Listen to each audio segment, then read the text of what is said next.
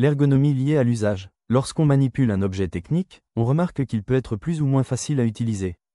Cela dépend de son ergonomie, qui vise à adapter l'objet à l'utilisateur pour faciliter son usage, améliorer la sécurité ou réduire la fatigue. Quand on apprend à écrire, il n'est pas toujours facile de tenir correctement un crayon ou un stylo. L'adaptateur rose ci-contre permet de mieux positionner les doigts sur le crayon de papier. C'est de l'ergonomie liée à l'usage. Comment observer et intégrer de l'ergonomie? Voici la méthode pour observer et intégrer de l'ergonomie en s'appuyant sur l'exemple de la poignée numéro 1. 1. On observe l'objet étudié. 2. On identifie l'utilisateur, âge, taille, etc. Cette poignée est conçue pour un adulte. 3. On repère les éléments facilitants, forme, matière, posture, geste. La forme de la poignée est cylindrique sans qu'elle soit adaptée à la forme de la main.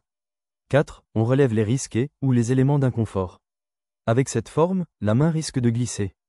5. On propose des améliorations. On peut proposer une forme plus adaptée à la main avec un antidérapant plus important pour éviter de glisser, comme sur la poignée 2. En synthèse sur l'ergonomie liée à l'usage. Lorsqu'on manipule un objet technique, on remarque qu'il peut être plus ou moins facile à utiliser. Cela dépend de son ergonomie. L'ergonomie vise à concevoir des objets techniques efficaces, sûrs, confortables et faciles à utiliser. À retenir, l'ergonomie permet d'adapter un objet à l'utilisateur pour faciliter son usage, améliorer la sécurité ou réduire la fatigue. Pour observer et intégrer de l'ergonomie. 1. On observe l'objet étudié. 2. On identifie l'utilisateur, âge, taille, etc. 3. On repère les éléments facilitants, forme, matière, posture, geste.